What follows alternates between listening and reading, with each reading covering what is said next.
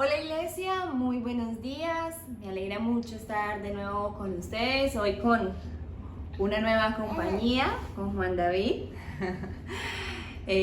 Así que él también saluda y hola Iglesia, hola familia. Bueno, vamos a iniciar este tiempo con el Señor. Quisiera que me acompañaran en el Salmo 28. Los que no tienen Biblia en su celular, corran a buscar su Biblia de papel. Los que tienen la Biblia en el celular, por favor acompáñenme al Salmo 28. Vamos a buscar en la versión Nueva Traducción Viviente, que me gustó mucho. Vamos a leerlo del versículo 1 al 3 y luego del versículo 6 al 9. ¿Listos? ¿Todos? Bueno, dice así: A ti elevo mi oración, oh Señor, roca mía. No cierres tus oídos a mi voz, pues si guardas silencio, mejor sería darme por vencido y morir. Escucha mi oración que pide misericordia, cuando clamo a ti por ayuda, cuando levanto mis manos hacia tu santo templo. No me arrastres junto a los perversos, con los que hacen lo malo, los que hablan con sus vecinos amablemente, mientras traman maldades en su corazón. Y ahora vamos al versículo 6. Dice: alaben al Señor, pues Él oyó que clamaba misericordia, por misericordia. El Señor es mi fortaleza y mi escudo. Confío en Él con todo mi corazón. Me da su ayuda y mi corazón se llena de alegría. Prorrumpo en canciones de acción de gracias. El Señor le da fuerza a su pueblo, es una fortaleza segura para su rey ungido. Salva a tu pueblo, bendice a Israel, tu posesión más preciada. Guíalos como un pastor y llévalos en tus brazos por siempre. Qué lindo que cuando nosotros elevamos a Dios nuestra oración, Él nos oye, ¿sí? Y precisamente eso es lo que vamos a hacer en esta mañana. Vamos a elevar a Él nuestros corazones por medio de una oración. Digámosle entonces, inclinemos nuestros rostros. Y digámosle: Señor, te damos gracias en esta mañana por tu misericordia. Eleva a Dios tu clamor, eleva y dile: Señor, tú conoces mi condición, tú conoces lo que hay en mi corazón. Yo te pido por favor que seas tú propicio, Señor, a mi necesidad. Dile: Señor, también tú conoces, Señor, los anhelos de mi corazón. A ti clamo, a ti te los coloco, Señor. Están en tus manos. Gracias, Padre Celestial, por este momento, y queremos exaltarte así como dice este salmo en el versículo 6, que cuando tú escuchas nuestras oraciones, Señor, nuestra respuesta a esto, Señor, es exaltarte por medio de la alabanza, por medio de cánticos, Señor. Y hoy queremos hacerlo con todo nuestro corazón. Así que dispongamos nuestro corazón, vamos a alabar al Señor con todo nuestro corazón. Él es un Dios todopoderoso. Él es grande, Él es majestuoso. Digámosle: Señor, no hay nadie como tú. Creamos en el Señor. Creamos que Él tiene planes buenos para nosotros. Elevemos nuestra voz y nuestro corazón. La única razón de mi adoración eres tú, mi Jesús. El único motivo para vivir eres tú, mi Señor. Mi única verdad está en ti. Eres mi luz y mi salvación.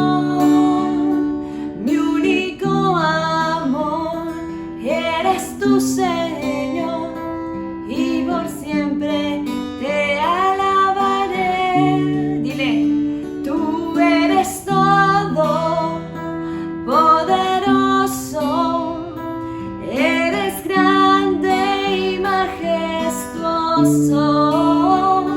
eres fuerte, invencible, y no hay nadie como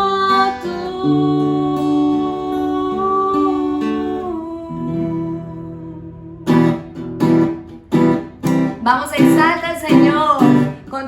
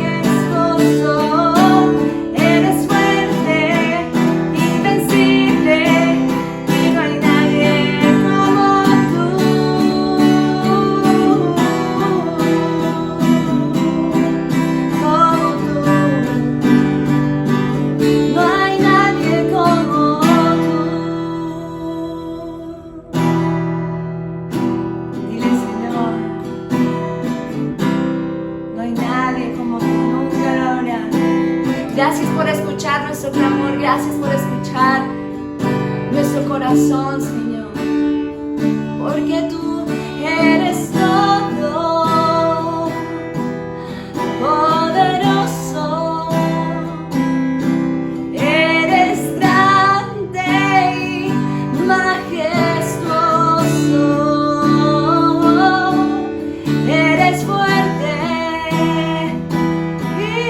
invencible, y no hay nadie como tú. Tú eres todo, poderoso, eres grande y majestuoso. Tú eres fuerte, invencible, y no hay nadie como tú.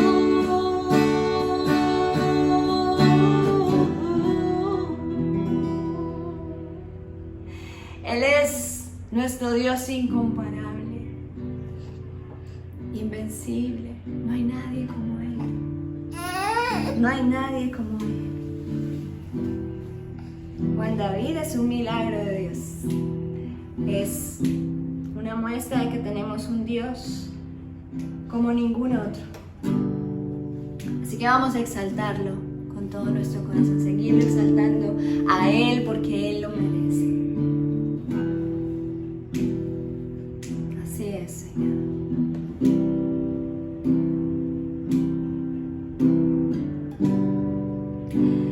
Dios de mi corazón,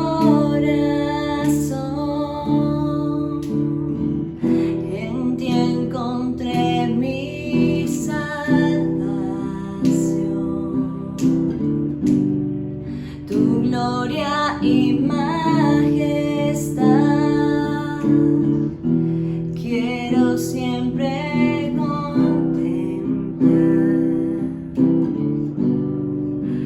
Tú eres mi adoración y mi eterna canción. Todo mi interior es cautivado por tu amor.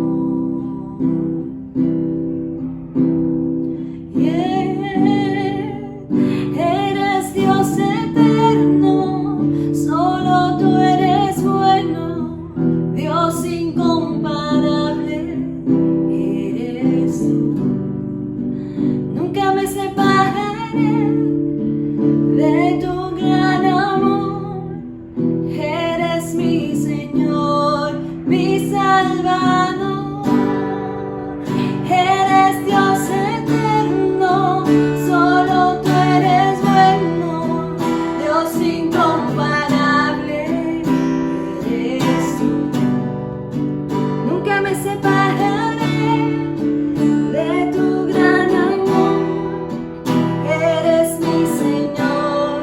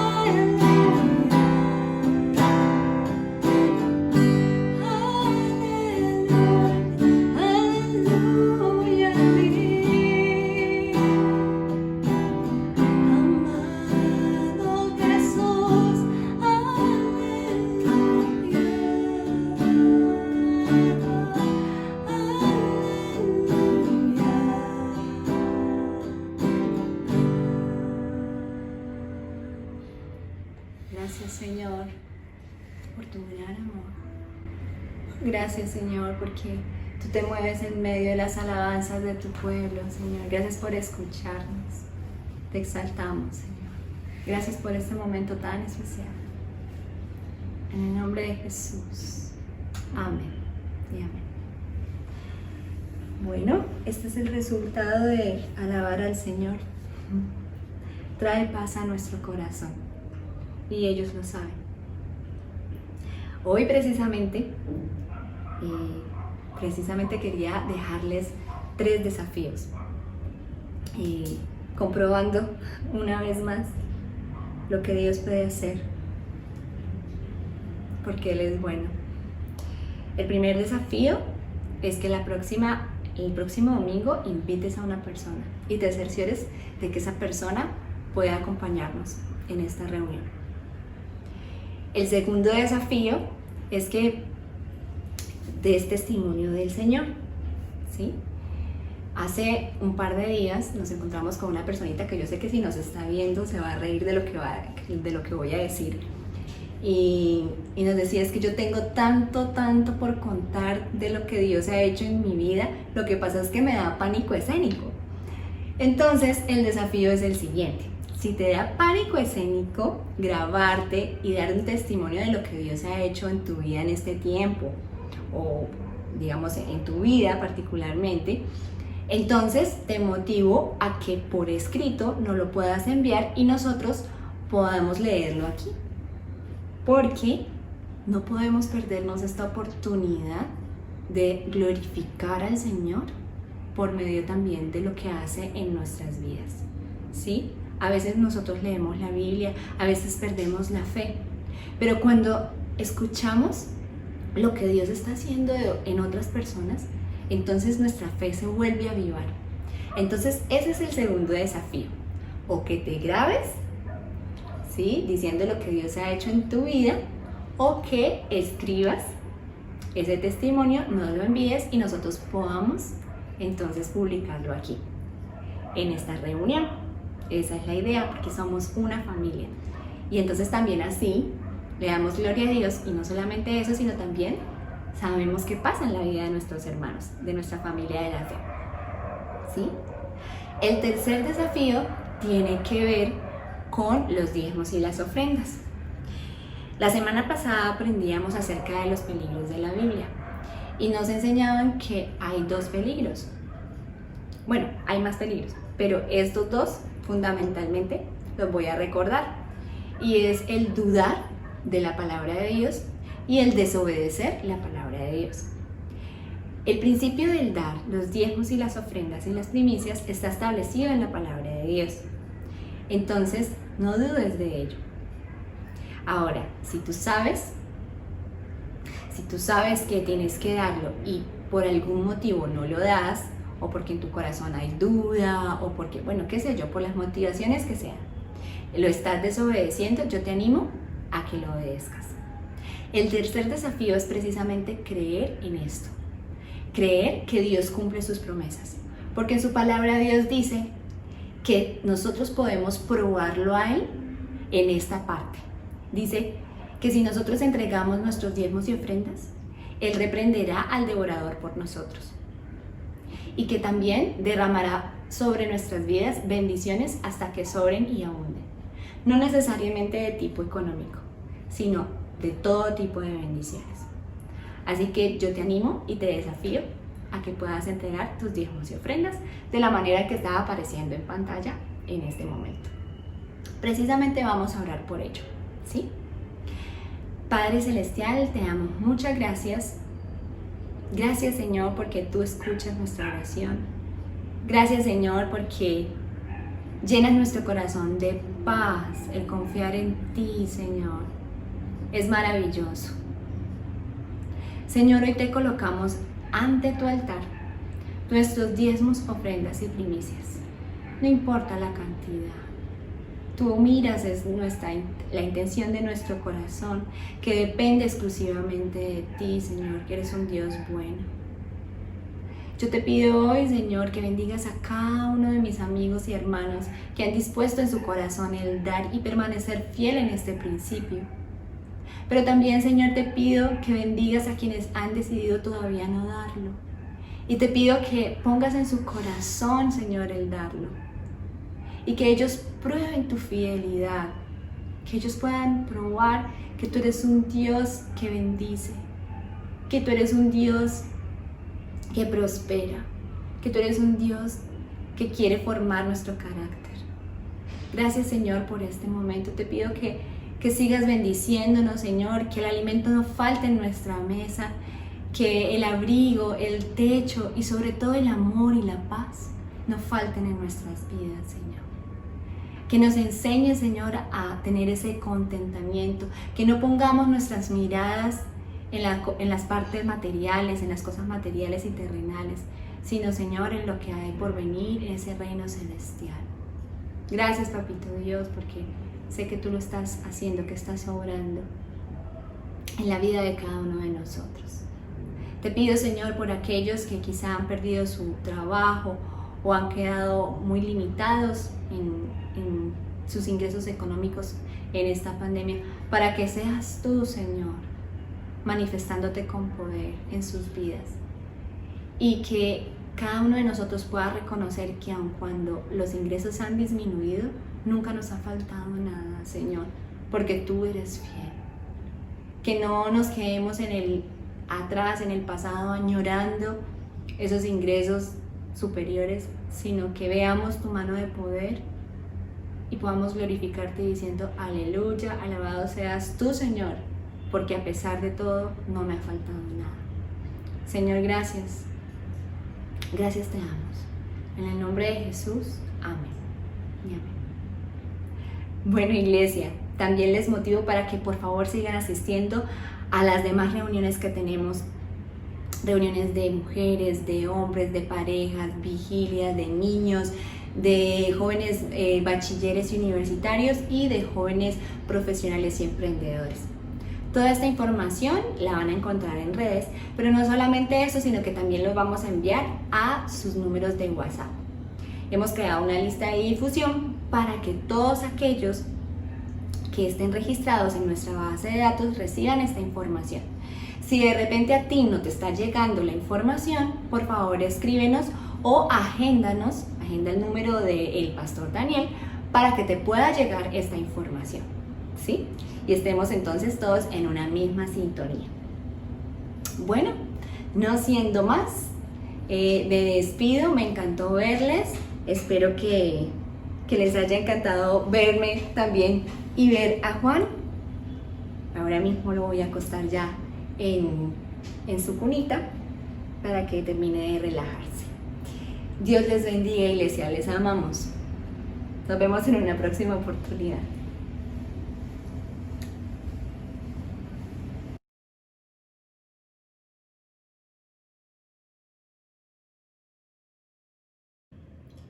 Muy buenos días, familia. Feliz mañana de domingo. Un lindo tiempo una vez más para estar reunidos siempre en este tiempo. Cuando pienso en la familia, ¿cierto? Cuando una familia, una pareja tiene un hijo, procuran darle a su hijo lo mejor. Y no estoy hablando de colegios caros, ni ropa cara, ni nada por el estilo, sino de un ambiente sano y seguro.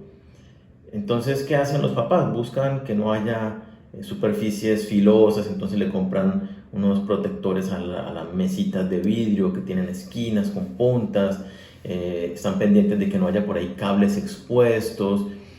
Muchas personas ponen, ya cuando los bebés caminan y están empezando a escalar, le ponen unas mallas en las ventanas, en los balcones, ¿cierto? En general, los padres procuran tener para sus hijos un ambiente de seguridad, un ambiente apto para que ellos se desarrollen de una manera sana, ¿no? Segura. De la misma manera hace Dios con nosotros. Cuando depositamos nuestra fe en Jesucristo y nos convertimos en hijos de Dios, inmediatamente Dios ha preparado un lugar para nosotros, así como los padres preparan su casa. Dios ha preparado un lugar especial para nosotros, sus hijos, para ponernos allí y que en ese espacio, en ese lugar, sea el lugar donde nosotros crezcamos integralmente sanos y fuertes. Y ese lugar es la iglesia. La iglesia es muy mal entendida, ¿sí? Hay muchas personas que la ven de una manera que no corresponde con la realidad. Muchos piensan que son inventos, que la iglesia se la inventaron los hombres como una manera de manipular a las personas, ¿sí? Otros dicen, no, solamente la religiosidad y ya, yo no tengo por qué ser parte de una iglesia, ¿cierto? Alegan algunos, yo sigo a Jesucristo, yo no sigo a ningún hombre.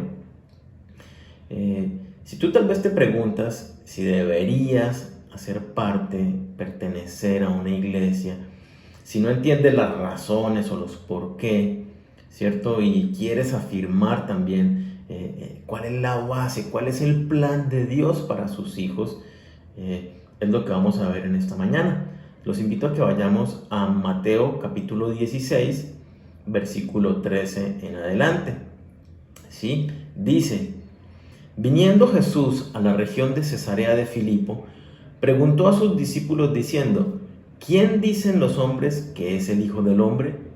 Ellos dijeron: unos Juan el Bautista, otros Elías, y otros Jeremías o alguno de los profetas. Él les dijo: ¿y vosotros quién decís que soy yo? Respondiendo Simón Pedro dijo: tú eres el Cristo, el Hijo del Dios viviente. Entonces le respondió Jesús: bienaventurado eres, Simón, hijo de Jonás, porque no te lo reveló carne ni sangre, sino mi Padre que está en los cielos. Y yo también te digo que tú eres Pedro, y sobre esta roca edificaré mi iglesia, y las puertas del Hades no prevalecerán contra ella. Este es un pasaje bien interesante y ha llegado a ser de alguna manera controvertido, ¿no?, en el ambiente de la teología. Este pasaje es la primera vez que se menciona la palabra iglesia en la Biblia, y es en un contexto donde Jesucristo está hablando de su plan de fundar la iglesia. Aquí está diciendo: sobre esta roca yo fundaré mi iglesia. Tengo un plan y es construir la iglesia, ¿sí? ¿Cuál es el plan de Jesucristo entonces? Veamos el versículo 18. Yo también te digo que tú eres Pedro, y sobre esta roca edificaré mi iglesia. Jesucristo tenía un plan, Dios tenía un plan, y en ese plan era que Jesucristo descendiera a la tierra, ¿cierto? Y dentro de ese plan, dentro de la obra de Jesucristo, era fundar, establecer la iglesia. Entonces vemos que la iglesia no se la inventaron los hombres. Jesucristo, el Hijo del Dios viviente, fue el que constituyó la iglesia. Entonces no es un asunto menor ser parte de una iglesia. La iglesia es el plan de Dios para ti. Es el lugar que Dios estableció para que tú y yo, cuando lo aceptamos a Él como Señor y Salvador, crezcamos en un ambiente sano y seguro. Entonces, si la iglesia es el plan de Dios para tu vida, ¿cierto?, para mi vida, entonces entendamos un poco mejor el concepto de iglesia. Esta palabra que menciona Jesucristo allí, fundaré mi iglesia, es del griego eklesia, y literalmente lo que quiere decir es llamar fuera de, ¿cierto? Llamar fuera de. Y era una expresión que se usaba, la palabra es griega, ¿cierto? Era una expresión que se usaba entre los griegos como un cuerpo de ciudadanos reunidos para considerar asuntos del Estado. Entonces la iglesia griega era la asamblea. La gente era llamada a salir de sus trabajos cotidianos, a congregarse en una asamblea y tratar asuntos del Estado. Ahora bien, cuando Jesucristo dice que va a constituir en nosotros su iglesia, está hablando de exactamente lo mismo. Cuando nos hacemos hijos de Dios, somos llamados a salir fuera del mundo, a salir de la cotidianidad, de las cosas que nos enredan, de la perspectiva material y pasajera que tenemos de las cosas, y somos llamados a formar una nueva congregación, una nueva asamblea, una nueva familia, que es la iglesia. Eso somos la iglesia. Entonces, si tú te hiciste hijo de Dios, Dios te llama a salir del mundo y a ser parte de esta iglesia, de esta congregación. esta palabra en la Biblia tiene dos aplicaciones. Una habla de la congregación, o más bien la compañía de todos los redimidos en la era presente, ¿cierto?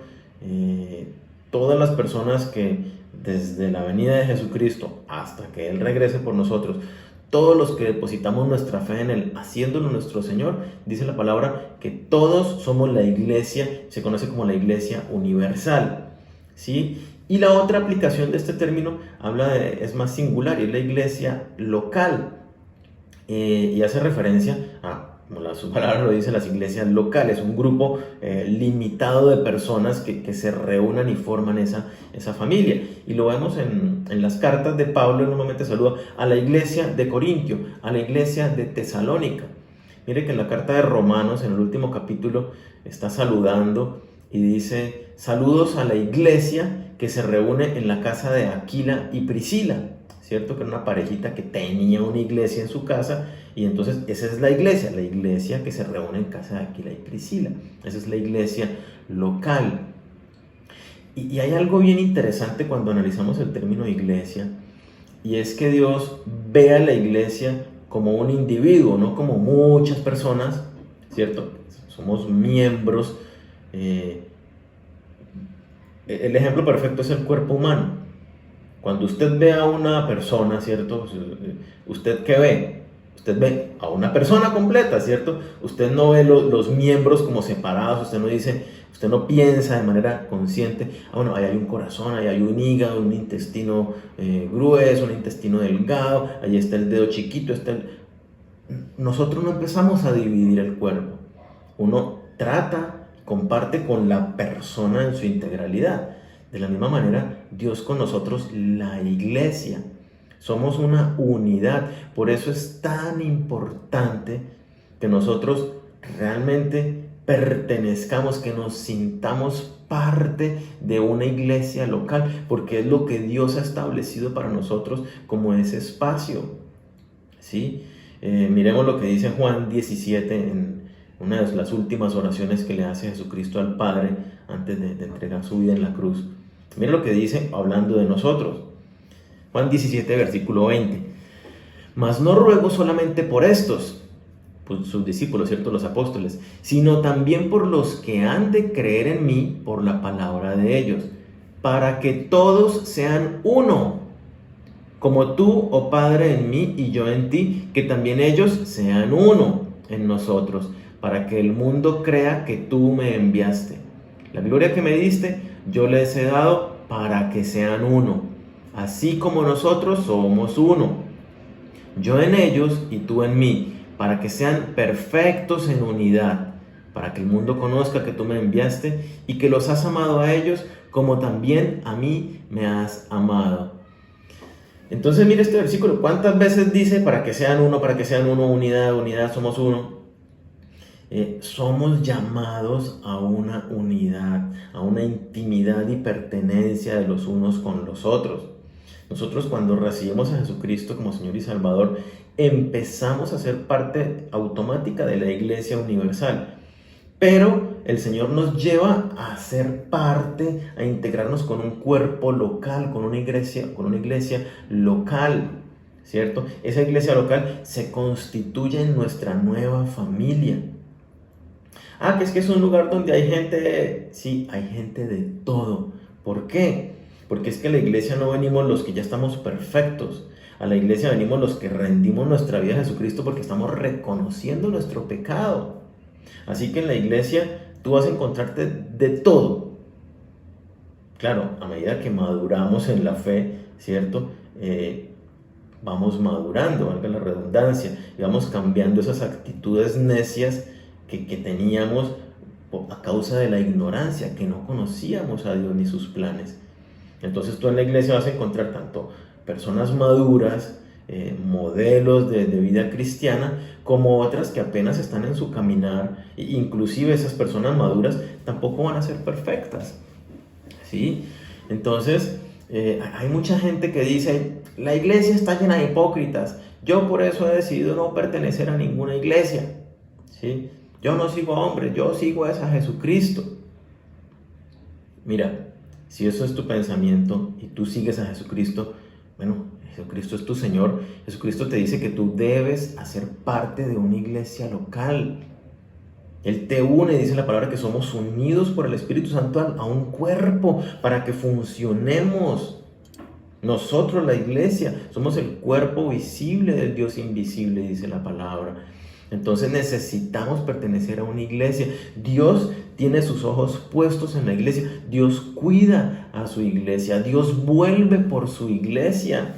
Le dice Pablo a Timoteo: y esto te escribo aunque tengo la esperanza de ir pronto a verte, para que si tardo, mire lo que le dice respecto a la iglesia, sepas cómo debes conducirte en la casa de Dios, que es la iglesia del Dios viviente, columna y baluarte de la verdad. Dios está pendiente de la iglesia. Dios dice que la iglesia pertenece al Dios vivo, que la iglesia es la que conserva y guarda, custodia la verdad de Dios. Y si tú quieres estar y crecer y caminar en esa verdad de Dios, necesitas hacer parte de una iglesia local. Si tú naciste de nuevo, en realidad, eres parte de una iglesia. La iglesia no es un lugar simplemente donde compartimos gustos, donde vamos a compartir con otras personas. No, la iglesia es el cuerpo que me identifica ahora, que me define. Yo soy de esta familia. Hay una unidad, y es bien interesante cuando Jesucristo está reunido con sus discípulos en una casa y llegan a tocar a la puerta y le dicen: maestro, tu mamá y tus hermanos, y está hablando de su mamá en la sangre, María, y sus hermanos, sus medios hermanos, ¿cierto?, en la sangre, están afuera esperándote y te buscan. Y Jesucristo, ¿qué dice? ¿Quién es mi mamá y mis hermanos? Mi mamá y mis hermanos son los que estamos acá reunidos, que obedecen la voluntad de mi Padre. Jesucristo está constituyendo, y Dios, dentro de su plan para sus hijos, es la iglesia. Su nueva familia somos nosotros, somos la iglesia. Por eso necesitamos pertenecer a una iglesia local, participar de una iglesia local. Ese es el plan de Dios para ti. No hacerlo, ¿cierto? No hacer parte de una iglesia te expone. Quedas expuesto a los ataques del enemigo. Mira, yo tuve periodos que no pertenecía a ninguna iglesia. Y probablemente a ti te ha pasado, y tú conoces gente. Si tú te enfrías, te alejas de la iglesia, te enfrías y te alejas de Dios. Es la triste realidad que sucede, ¿cierto? Y el pasaje que estamos leyendo continúa un poco, ¿cierto? Y nos habla acerca de justamente los ataques que va a recibir la iglesia, la persecución, de la lucha de la iglesia. Dice, leamos el versículo 18. Y yo también te digo que tú eres Pedro, y sobre esta roca edificaré mi iglesia, y las puertas del Hades no prevalecerán contra ella. Mira lo que nos está diciendo Dios. Nos dice: oye, no hay nada que pueda contra la iglesia. Si tú estás en la iglesia, nada puede contra ti. A lo largo de la historia, la iglesia ha sido muy atacada, muy perseguida. Hay muchos que la han dado ya por muerta, pero no es así. La iglesia prevalece. Hemos visto grandes imperios venir e irse, ¿cierto? La historia. Grandes ciudades construidas, el paso del tiempo, han quedado destruidas, pero la iglesia permanece. Aún hoy, en lugares donde es prohibido predicar de Jesucristo, en países donde condenan inclusive a muerte por predicar de Jesucristo, allí en esos lugares la iglesia está floreciendo, con hombres y mujeres dispuestos a entregar sus vidas por causa del evangelio. Y hay muchos que siguen matando y siguen muriendo por causa del evangelio hoy en medio de algunas naciones y territorios. Entonces, Dios dice: nada, ni las puertas del Hades, ni las puertas del infierno, ni la muerte, absolutamente nada va a poder contra la iglesia. Y hoy en día estamos viviendo una temporada bien particular como iglesia, ¿cierto? Y algunos podrían pensar que tal vez es el último ataque en estos tiempos, contra la iglesia. debido a que, pues, a causa de la pandemia, las iglesias estamos cerradas, la congregación de personas y en un lugar cerrado y por un tiempo prolongado se considera de muy alto riesgo. Y entonces en muchos países, si no está prohibida la congregación de las personas en las iglesias, está muy restringida. Entonces hay muchas personas que se han alejado. Nosotros desde el primer día que dejamos de reunirnos presencialmente, empezamos a reunirnos de manera virtual en estos espacios, en las reuniones por la plataforma Zoom. Sí, pero hay muchas personas que desde el primer día se han alejado. Le quitaron el primer lugar a Dios, a la iglesia, a participar de la comunión con los santos. Y eso trajo como consecuencia el que se alejaran de Dios. No sé si es tu caso que estás hoy escuchando este mensaje, pero es la triste realidad que muchos cristianos no han querido entender. Si tú te alejas de la iglesia, de participar de estos espacios, de la comunión con los santos, terminas indiscutiblemente alejándote de Dios. ¿Sí? No sé si ha sido pronto, si te ha pasado a ti, analiza tu vida y mira, yo tal momento que me alejé de la iglesia, sí estaba alejado de Dios, y te vas a dar cuenta, otras personas, amigos, que tú has visto que se alejan de la iglesia y se alejan de Dios, y empiezan, y sabes que algunos podrán decir, o tú podrás decir, no, pero yo estoy con Dios. Empiezas a inventarte una nueva doctrina, empiezas a salirte de las enseñanzas sanas de Jesucristo. Por ejemplo, Jesucristo quiere que pertenezcas a una iglesia. El hecho de que tú excuses y encuentres las razones para no hacerlo, ya empiezas a formar una secta tú solo, ¿sí? Y todo lo contrario, fíjate cuando las personas, si es tu mismo caso o personas alrededor tuyo, cuando se acercan a la iglesia, cuando empiezan a participar y se sienten parte de la iglesia, pertenecen, tú te das cuenta cómo su vida espiritual empieza a dinamizarse, cómo empieza a darse un crecimiento integral en la vida de las personas. Entonces, por favor, no te alejes de la congregación de la iglesia, participa en estas reuniones y en todas las demás que hacemos por Zoom, de mujeres, de hombres, de parejas, de jóvenes, de niños. Todos esos espacios son lo que tenemos en este momento de virtualidad, de pandemia, para seguir congregados, para seguir viéndonos, seguir teniendo esa comunión. Entonces es tiempo de que si tú eres hijo de Dios, te apropies de esa promesa que está dándonos Jesucristo hoy. Es que la muerte, ni las puertas del Hades, ni el infierno, nada va a prevalecer en contra de ti. No te dejes engañar para no congregarte. No dejes que las distracciones, que el tiempo, que el teletrabajo, que las actividades, que los paseos de fin de semana, que lo que sea, te roben tu tiempo, tu espacio de comunión con los hermanos. Mira, hay muchas personas que piensan, ¿cierto? ¿No? Que no sea el pensamiento de tu corazón. Bueno, como la prédica, después de que termina el domingo a las 10 de la mañana, después de que termina, como eso queda ahí grabado, yo lo veo más tarde o lo veo en el transcurso de la semana. Mira, puede suceder que termines no viéndolo, pero eso no es lo que importa.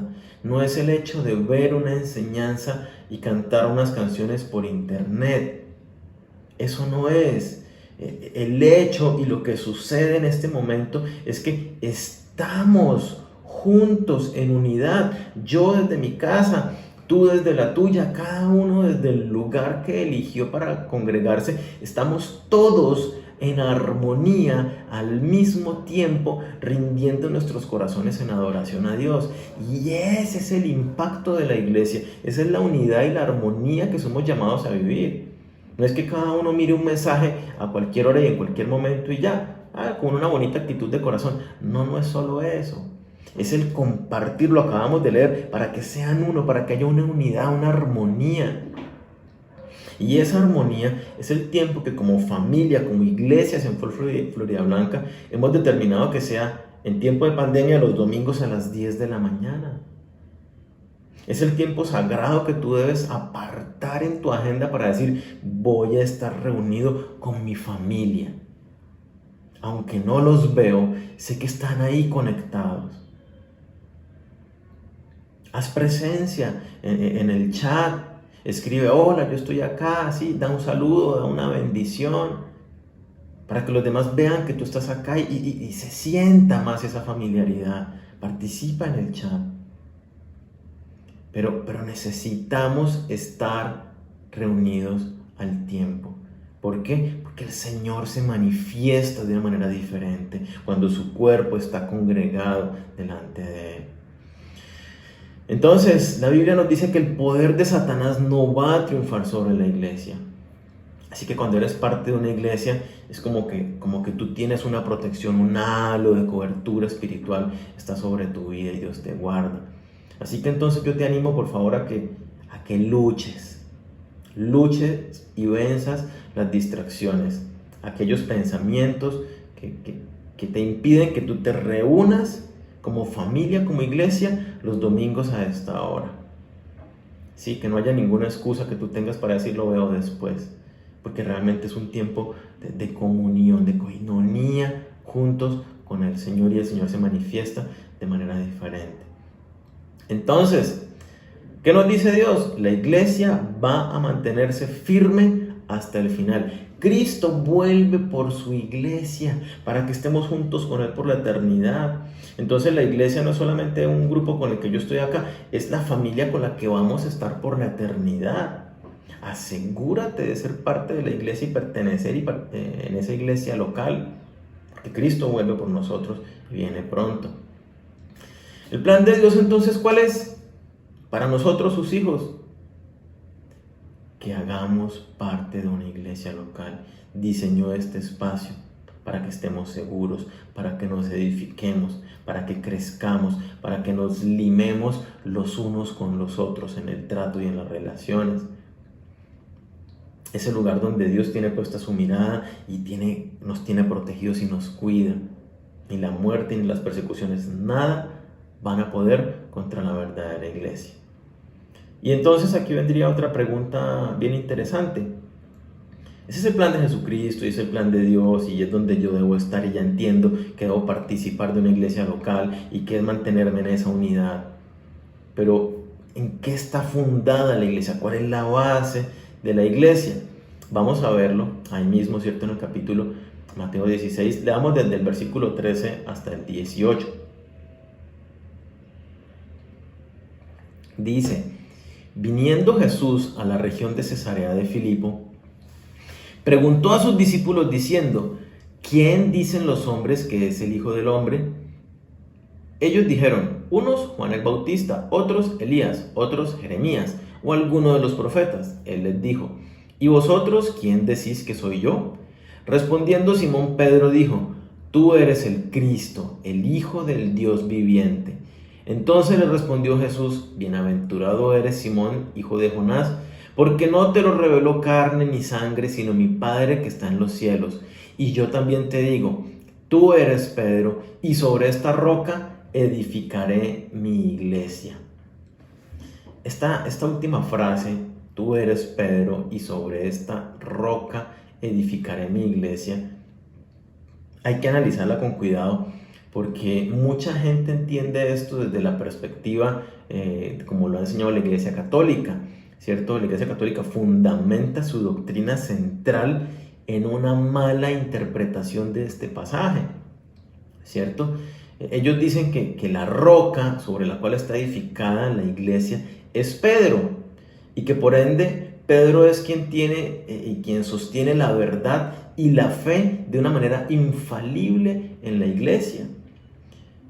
Ahora bien, como Dios prometió a la iglesia la eternidad, que la iglesia perduraría por siempre, entonces de ahí sacan ellos la sucesión de Pedro. Entonces Pedro, la sucesión papal. Entonces después de Pedro vino el Papa, y así hasta nuestros días.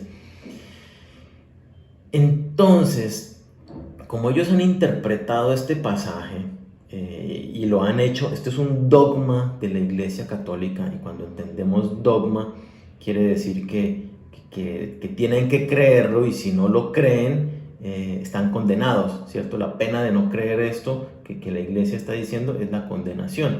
Entonces, como Pedro es el que sostiene la iglesia, y Pedro es el que tiene la verdad respecto de la fe y la salvación, ¿cierto? Entonces, todo lo que diga Pedro o sus sucesores, los papas, es la verdad absoluta respecto de Dios. Esto es dogma de la Iglesia Católica. Ahora bien, de acuerdo a esta interpretación, lo que el Papa diga, entonces, es la verdad absoluta por encima de las Escrituras.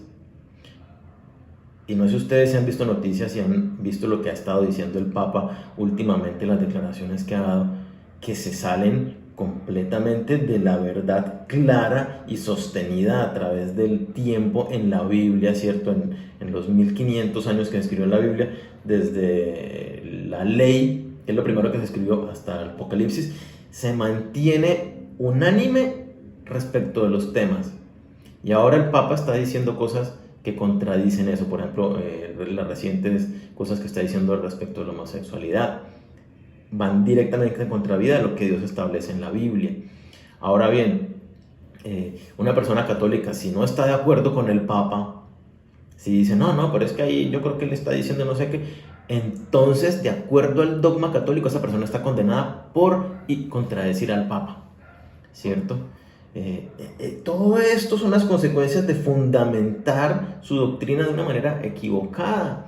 Entonces, la fe y la salvación de las personas, de acuerdo a esta doctrina mal interpretada, depende del Papa directamente. La fe y la salvación de las personas depende del Papa. Él es la cabeza visible y toda persona debe someterse a él. Este pasaje es el fundamento de todas esas creencias y bueno, de todo lo que se desprende de ahí.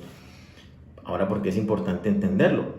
Y no es para nada difícil entender la verdad de lo que nos dice el pasaje, para que uno se quite las vendas y diga, caramba, ese pilar fundamental de la Iglesia Católica está basado en una mentira. O sea, es que una lectura atenta, uno se da cuenta que eso no es así. Hagamos esa lectura atenta. Veamos primero el contexto. Mire el contexto de todo lo que está sucediendo allí. Versículo 13. Viniendo Jesús a la región de Cesarea de Filipo, preguntó a sus discípulos diciendo, ¿quién dicen los hombres que es el Hijo del Hombre? Vámonos al 15. Y les dijo, ¿y vosotros, quién decís que soy yo? ¿De qué está hablando el pasaje? ¿Hacia dónde centra la atención el pasaje? El pasaje centra la atención en la identidad de Jesucristo. El pasaje no se enfoca en ningún lado, en Pedro o en ninguno de los apóstoles. Aquí la idea central del pasaje es ¿quién es Jesucristo? De allí empieza y allí es que continúa hablando de ese tema, de quién soy yo, dice Jesucristo. A esta pregunta, ¿cierto?, respecto de la identidad de Jesucristo, es que Pedro responde, versículo 16. Respondiendo Simón Pedro dijo, tú eres el Cristo, el Hijo del Dios viviente. Y Jesucristo, entonces le respondió Jesús, bienaventurado eres Simón, hijo de Jonás, porque no te lo reveló carne ni sangre, sino mi Padre que está en los cielos. Entonces, dése cuenta qué es lo que Pedro responde. Y la idea central de lo que Pedro responde sigue siendo respecto de la identidad de Jesucristo. Es más, Jesucristo le dice algo bien chévere y es, lo que tú respondes, Pedro, no viene de tu propia naturaleza humana, carnal, ni te lo enseñó ningún otro hombre, te lo ha revelado Dios mismo. ¿Y qué es lo que Pedro responde? Que tú eres el Hijo del Dios viviente, tú eres el Cristo. Tú eres el Cristo.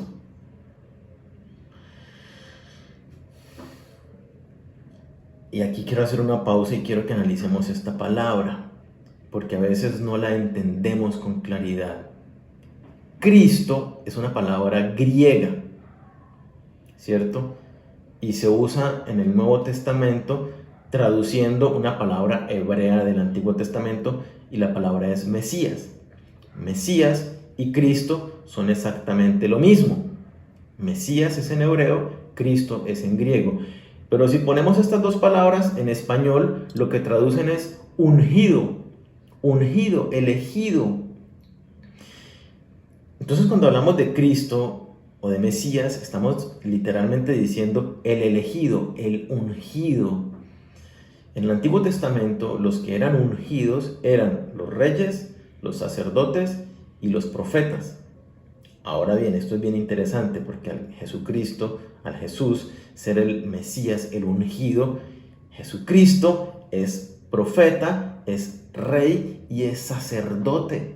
Jesucristo cumple con esos tres oficios. Pero lo más importante es que cuando llegamos a la época de Jesucristo, muchos profetas habían anunciado la venida de un Mesías, de un Cristo que era el Salvador del pueblo, que iba a quitar los pecados de la humanidad. Y ese elegido, ese Mesías, ese Cristo iba a venir.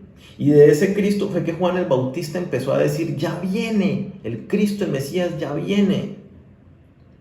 Y entonces cuando Pedro dice que Jesús es el Cristo, Pedro está haciendo una declaración respecto de la identidad de Jesucristo y diciendo, Jesucristo es el Mesías prometido, el Salvador de los pecados de la humanidad que Dios nos prometió.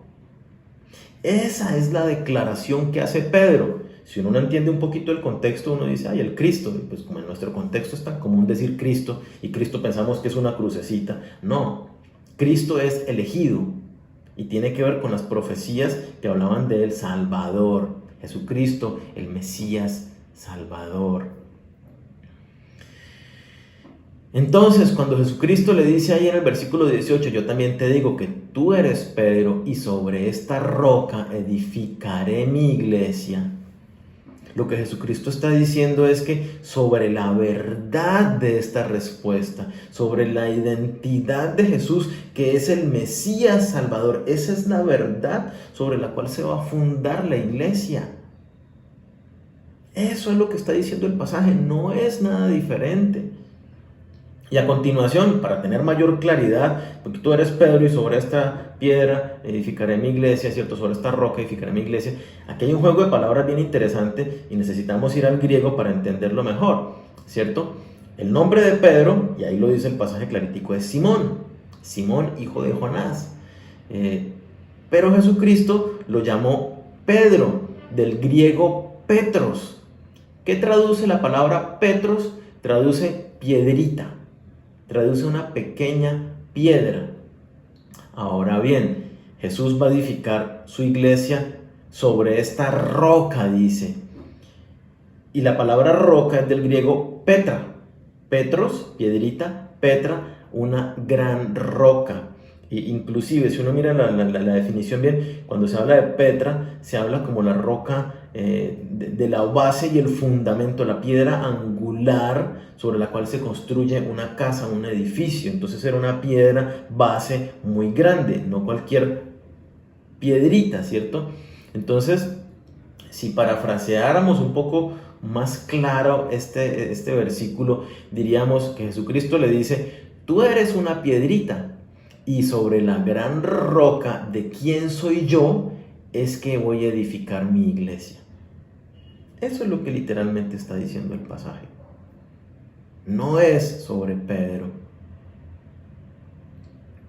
La roca sobre la cual está edificada la iglesia es la declaración de quién es Jesucristo. Inclusive vemos a Pedro cuando predica tanto a los judíos como a los gentiles, lo que él enseña es eso. Jesucristo es la piedra angular, Jesucristo es el fundamento, Jesucristo es el Hijo de Dios y es a Él a que tenemos que reconocer como nuestro Señor. Él es el Mesías prometido y a Él Dios lo hizo Señor y Rey. Entonces rindamos nuestra vida. Esa es la predicación de Pedro. ¿Sobre cuál? ¿Sobre quién predicaba Pedro? Sobre el fundamento. Veámoslo, hay dos versículos que pueden ilustrar esto con mucha claridad.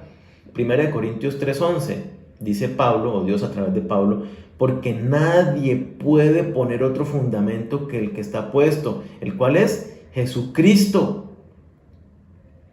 Hechos 4, versículo 11 dice, hablando Pedro, Este Jesús es la piedra que ustedes los constructores despreciaron, pero que se ha convertido en la piedra principal. Entonces, fíjese bien, nadie puede poner otro fundamento. Ni la Iglesia Católica, ni ninguna otra iglesia puede decir que el fundamento es otro diferente a Jesucristo. Y la verdad de que Él es el Mesías Salvador, que vino del cielo, que murió en la cruz por nuestros pecados, que resucitó, que ascendió a los cielos y que vuelve por nosotros, su iglesia. Él es la base. Él es el centro, es en Él que estamos. Por eso no es cualquier cosa que nosotros tomemos a la ligera el hacer parte de una iglesia. Dice Pedro hablando, ¿cierto? Este Jesús que ustedes desecharon, Él es la piedra angular, la roca, la petra sobre la cual se construye la iglesia. Es el reconocer, como lo hizo Pedro, lo que nos hace ser parte de la iglesia, lo que nos constituye en hijos de Dios. Pedro reconoció como algo de Dios, ¿cierto? Tú eres el Mesías Salvador, tú eres el Hijo del Dios viviente. Solamente hubo una forma en que las personas se unieran a la iglesia, y era reconociendo que Jesucristo es el Salvador. Y es la única manera que hoy en día sigue siendo la forma de llegar a Dios Padre, la única manera de alcanzar la vida eterna, y es depositando nuestra fe en Jesucristo como Hijo de Dios, Salvador de la humanidad. Él pagó el precio por nuestros pecados. Entonces, Jesús, el saber que Él es el fundamento, el Mesías prometido, eso es la base de la iglesia. Si tú eres parte de la iglesia o vas a ser parte de la iglesia, necesitas responder una pregunta, y es la que Jesucristo le hace a sus discípulos, ¿cierto? Primero les pregunta: ¿quién dice la gente que soy yo? ¿Cierto? Para muchas personas, ¿quién es Jesucristo? Para la mayoría de las personas afuera de la iglesia, Jesucristo es un mito, es un invento para manipular a los hombres, o Jesucristo fue un gran líder o fue un profeta, ¿cierto? Que fue lo que respondieron allí los discípulos. No, las personas piensan que tú eres un gran profeta, piensan que tú eres... ¿Quién es Jesús para ti? ¿Es en realidad el Hijo de Dios, que está vivo, que murió y resucitó y por ende está vivo y mora y habita en ti por medio del Espíritu Santo? Porque solamente dependiendo de la respuesta a esta pregunta, si tú reconoces a Jesucristo como el Hijo de Dios, como tu Señor y Salvador, y lo haces el fundamento de tu vida, ¿cierto? Te arrepientes de tus pecados y te rindes a Él, tú te conviertes en su Hijo, y Él te une a una iglesia, a la universal, pero te une a una iglesia local, y tú empiezas a ser participante de una iglesia local, de una familia. En nuestro caso, St. Paul, Florida Blanca. Entonces, ¿tú eres hijo de Dios? ¿Es en realidad Jesucristo hijo de Dios? ¿Quién es Jesús para ti? La respuesta a esta pregunta va a determinar lo que tú vas a hacer a continuación. Si Jesucristo es el Cristo, el Mesías, el Salvador prometido de parte de Dios, en quien dice la Escritura que solo en Él hay salvación, que solo hay un mediador entre Dios y los hombres, Jesucristo hombre, que no hay otro camino al Padre, ¿cierto? Yo soy el camino, la verdad y la vida, nadie viene al Padre sino por mí. Si tú entiendes y reconoces a Jesucristo como el Hijo de Dios, el Salvador, y rindes tu vida a Él, entonces no puedes seguir tomando el pertenecer a una iglesia, el congregarte, el reunirte en estos tiempos y en estos espacios. No puedes tomarlo a la ligera, porque no es cosa ligera. Dios tiene sus ojos puestos sobre la iglesia. Dios ama a su iglesia. Cristo es la cabeza de la iglesia. Él es el novio y nosotros somos la novia. Él viene por nosotros, por su iglesia, para que estemos con Él por siempre. Entonces asegúrate de hacer parte de una iglesia, de participar activamente en la iglesia. Congrégate, conéctate. Recuerda, las puertas del Hades no prevalecerán contra la iglesia. Dios protege la iglesia. Mantente unido y firme en la congregación. Oremos. Queremos darte gracias por este tiempo, por esta palabra que has hablado en nuestras vidas. Gracias porque hoy entendemos que desde siempre tu plan para nosotros, tus hijos, ha sido la iglesia, hacer parte de esta nueva familia que se convierte en nosotros, cada iglesia local. Fue tu sueño, fue tu anhelo, fue por lo que trabajaste en la cruz, Jesucristo. Así que hoy, Señor, queremos darte gracias por esta familia que tú nos has regalado, por esta iglesia Sion Fall Florida Blanca.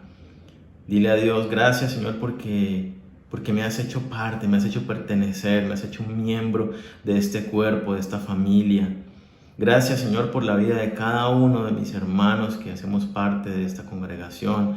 Y elevamos una plegaria especial por aquellos hermanos que se han alejado, que se han distanciado de ti, Señor, de la iglesia en este tiempo de pandemia, que se han dejado enredar en diferentes cosas. Te pedimos para que tú los llames, para que los atraigas con tus cuerdas de amor y nos permitas una vez más compartir con ellos, disfrutar de su presencia, de su compañía, así sea por medio de las redes sociales. Permite, Señor, que todos como iglesia podamos entender que el estar juntos, que esa unidad, que esa armonía, aunque estemos desde diferentes lugares, es lo que hace especial a la familia de la iglesia, Señor, que nos congregamos al mismo tiempo y rendimos nuestros corazones al tiempo a ti, Señor, como lo estamos haciendo en este momento. Toma nuestras vidas, toma nuestros corazones, Señor, como una familia unidos en armonía. Permite que cada uno de nosotros podamos crecer cada día más en ti, que seamos moldeados, porque entendemos también que la iglesia no es perfecta, Señor, porque somos seres humanos que necesitamos de ti, los que la conformamos. Pero tú nos has llamado justamente a ser diferentes y es el proceso de la iglesia, donde tú nos pules a los unos con los otros. Sé trayendo bendición, Señor, por medio de nuestros hermanos y siendo bendición para nuestros hermanos en esta familia, Señor, de Sion Fall Florida Blanca. Yo te pido que tú extiendas tu bendición, que seas trayendo tu sabiduría a cada uno de los que hacemos parte de esta iglesia, ya sea sabiduría para sus negocios, para su empresa, para su trabajo, para su familia, para la crianza de sus hijos, para la relación con su pareja, Señor, para todo en la vida. Sé dando tu dirección, llevando de la mano a cada uno de estos mis hermanos. Sé tú trayendo también tu provisión a través de los diferentes trabajos, empresas o las diferentes maneras que tú te ingenias, Señor. Pero sé tú trayendo tu provisión y cuidando de cada uno de los hogares de los que hacemos parte de esta familia, papá. Permite que cada día seamos más la iglesia que tú quieres que seamos. Una iglesia activa, una iglesia viva, Señor, que habla tu palabra, que se ve que cada uno de nosotros está siendo moldeado por ti. Permite que podamos enfrentar y vencer cada una de las distracciones que se presentan para que no nos congreguemos, Señor, para que pensemos que la iglesia es poca cosa. Permite que, como la promesa, Señor, ni las puertas del Hades, de la muerte, van a prevalecer contra la iglesia. No van a prevalecer contra nosotros porque tus ojos están puestos en nosotros como iglesia, porque tu mirada está puesta en nosotros, porque tú cuidas y tú vuelves pronto por nosotros para llevarnos contigo, papá. Muchísimas gracias por esta iglesia, por esta familia que nos has regalado. Permite que funcionemos de la mejor manera que debemos funcionar, como ese cuerpo orgánico que tú constituiste en nosotros. Te pedimos, Señor, también tu bendición para este mes que inicia, mes de noviembre, ya prácticamente terminando este año, Señor, un año bien diferente, con algunas dificultades, con algunos desafíos, pero contando con tu presencia a cada paso del camino, Señor. Sigue llevándonos en este mes de noviembre de la mano y sorprendiéndonos con tus bendiciones cada día, papá. Te lo pedimos todo en el nombre de Cristo Jesús. Amén. Bueno, familia, un lindo rato compartir con ustedes. Afirmémonos en nuestro Señor, en la iglesia. Venzamos cualquier distracción o obstáculo que se interponga para que perdamos esos espacios de coinonía, ¿cierto? De compartir. Así que, bueno, que tengan un feliz día, un mes lleno de bendiciones. Un fuerte abrazo y Dios los bendiga. Chao.